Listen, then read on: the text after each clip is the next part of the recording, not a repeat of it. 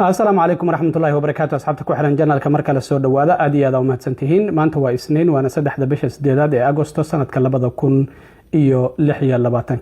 muuqaalkan waxaan rabaa inaan idin kula wadaago dawladda Iran oo sheegtay inaysan jirin wax wada hadal ah oo Mareykanka kala dhaxeeya laakiin waxay sheegeen in saldanada Oman ay kala hadlayaan sidii dib loogu furi lahaa marinka Hormuz maraakiibtana ay si ammaan ah ay ugu mari lahaayeen arintaasi madaxweyne Trump waa uu ka soo hadlay muxuu ka yeerina sidoo kale waan idin la wadaagaya labadii senator ee Republicanka ahayd oo diidaneyd ansixinta ninka Trump uu soo magacaabay wasiirka cadaaladda haddana ah kusimaha wasaaradda cadaaladda ayaa waxay ogolaadeen in ay u codeeyaan in wasiirka Trump uu soo magacaabay xilkaasi kadib markii uu soo saaray waraaq uu uga laabanayo lacagtii anti-weaponization fund oo Trump uu doonayay dadkii wasaaradii hore ee cadaaladda ee Biden ay maxkamadeeyeen ama xireen ama baaritaan ay ku sameeyeen in magdhow ahaan loo siiyo goorma ayaa codka ugu horeeya loo qaadayana sidoo kale waan idin la wadaagaya balse marka hore soo dhawaada waxaan ognahay madaxweyne Trump in 2 maalmood ka hor uu yiri waan joojiyay duqeyntii aan doonayay inaan la beegsado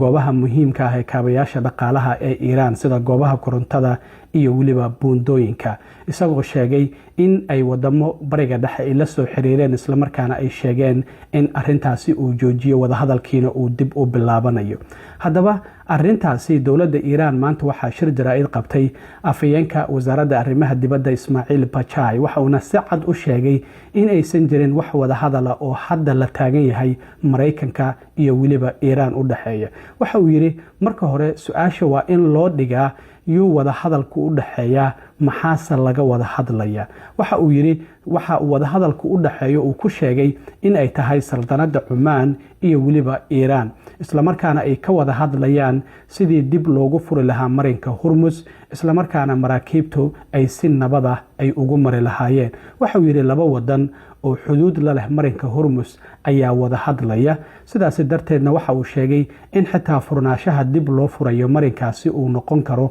mid ku meel gaar ah laakiin waxa uu yiri wadamada kale waxa uga banaan oo kaliya in maritaanka maraakiibtaasi ay ka faa'iideystaan ama door muhiim ah ay ka qaataan sidii dib loogu furi lahaa amaba xitaa ay isku dayaan inay carqaladeeyaan wada hadalladaasi la doonayo in dib loogu furo marinka Hormuz waxa uu si cad u sheegay in aysan jirin wax wada hadal ah oo hadda Mareykanka iyo waliba Iran u dhaxeeyo oo ku aadan furitaanka marinka Hormuz isagoo carabka ku adkeeyay wada hadalladan in ay la leeyihiin saltanada Oman oo kaliya muhiimaduna ay tahay sidii dib loogu furi lahaa marinka Hormuz isla markaana maraakiibtu ay si nabad ah ay ugu soo mari lahaayeen waxa uu sidoo kale sheegay in uu marinka Hormuz dib ugu soo laabto ka hor intii uusan dagaalkan bilaaban in ay adag tahay laakiin waxa uu sheegay inay ku dadaalayaan in maraakiibta amarkooda u hoggaansama ay si nabad ah ay ku maraan marinka Hormuz haddaba waa kan afayeenka wasaaradda arrimaha dibadda Iran Ismaaciil Bachai oo shir jaraa'id ku qabtay magaalada Tehran ee caasimadda Iran isla markaana arin su'aal la weydiiyay oo arintaasi la xiriirta ka jawaabay haddaba hadalkaasi markii dawladda Iran uu ka soo baxay madaxweyne Trump qoraalkan ayaa bartiisa True Socialka uu ku soo qoray waxa uu yiri hoggaanka Iran waxa ay markastaba ay ka labalabaynayaan hadalkooda isla markaana waxa ay na weydiisanayaan kulan isla markaana mararka qaar waxa uu yiri waxay naga baryayaan in wada hadalladu ay bilaabmaan kuwaasi oo mustaqbalka dhow qorshaysnaa in ay bilaabmaan haddana waxa ay si cad iyagoo waliba ku faanaya ay leeyihiin wax wada hadal ah oo aan la leenahay Mareykanka ma jirto waxaana uu sheegay wax aan ka wada hadalnay sidoo kale ma jirto ay leeyihiin waxayna leeyihiin ayuu yiri waxaan la macaamilaynaa dawladda Oman isla markaana waxa ay leeyihiin waxa uu yiri waxaan ka wada hadlaynaa marinka Hormuz sidii loo furi lahaa isla markaana uu u shaqeyn lahaa iyadoo aan ognahay in marinka Hormuz ay hadda kontroolaan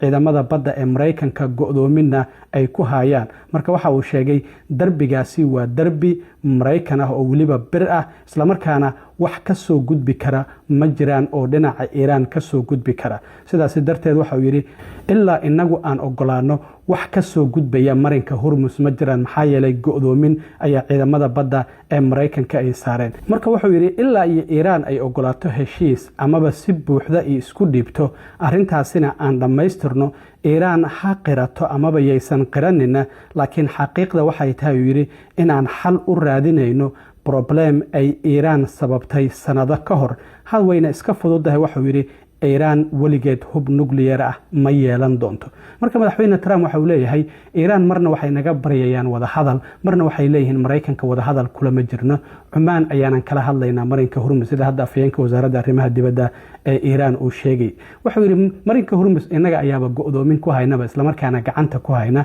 Sidaas darteed waxa uu yiri ilaa Iiraan ay iska dhiibto ma jiri doonto ayuu yiri wax kale oo arintaasi aan ka dhahayno. Marka waan arkin doonaa arintaasina halka ay ku dhamaato. dhinaca kalena 2 maalmood ka hor waxay idin sheegeen 2 senator oo Republican ah ay ka soo horjeedaan ansixinta ninka Trump uu soo magacaabay wasiirka cadaaladda Todd Blanche oo hadda ku simaha wasiirka cadaaladda ah Trumpna horey qareen ugu ahaan jiray. 2 senator oo laga soo kala doorto North Carolina iyo Texas labaduba November ma tartamayaan. Midna waxa uu sheegay inuu san tartami doonin, midna Trump ayaa xubin ka soo horjeeda midka Texas oo John Cornyn Trump uu taageeray xubin isaga ka soo horjeestay doorashooyinkiisa reebkana looga adkaaday. Marka waxa uu yiri mustaqbalkooda siyaasadeed ayaan dhameeyay, sidaas darteed ay u diidan yihiin in ninka aan wasiirka cadaaladda u soo magacaabay ay meel mariyaan. Laakiin ayaguna waxay yiraahdeen waxaan hadda haysanaa xorriyad siyaasadeed oo wixii aan rabno aan ku deedi karno, wixii aan rabnana aan ku ogolaan karno. Haddaba marka arinta ay ku haysteen waxay ahayd lacagtii 1.8 bilyan ahayd oo markii Trump IRS-ta uu dacweeyay heshiis ay ku galeen in la siiyo dadkii dhibanayaasha u ahaa wasaaradii hore ee cadaaladda ee Biden in dadkaasi oo la xiray baaritaan lagu sameeyay ama sidoo kalena xabsi la geliyayba ama la maxkamadeeyay in magdhow ahaan loo siiyo. Arintaasi wasiirka cadaaladda ninka hadda u magacaaban oo ku simaha wasaaradda cadaaladda Todd Blanche wuxuu yiri gabi ahaanba waan baabi'in. Iyaguna waxay dalbanayeen wardow waraaqa ay ku yaalay Soomaalidu tirada in qoraal arintaasi uu ku soo saaro, xitaa cod loo qaadi lahaa oo guddiga cadaaladda ay u qaadi lahaayeen toddobaadkii dhamaaday waa tii la baajiyay. Hadda maanta marka xalay ayaa waxa waraaq soo saaray ku simaha wasiirka cadaaladda ninka hadda wasiirka cadaaladda u sharaxan Todd Blanche waxana uu yiri dib ayaan uga laabtay arintii lacagtii anti-weaponization fund-ka ee 1.8 bilyan ahayd, isla markaana sidoo kalena waxa uu kala cadeeyay IRS-ta xasaanada ay siisay madaxweyne Trump iyo waliba qoyskiisa. Markii hore xasaanadu waxa ahayd in marnababa aan baaritaan lagu sameyn karin madaxweyne Trump qoyskiisa iyo waliba kambaniyada ay leeyihiin, laakiin waa uu kala cadeeyo qoraalka waxa uu ku sheegay in arintaasi ay tahay wixii la soo dhaafay laakiin mustaqbalka lagu sameyn karo madaxweynaha qoyskiisa iyo waliba kambaniyadiisa baaritaan lagu sameyn karo. Markii marka waraaqdaasi ay soo baxday labadii senator ee ka soo horjeeday ansixintiisa Todd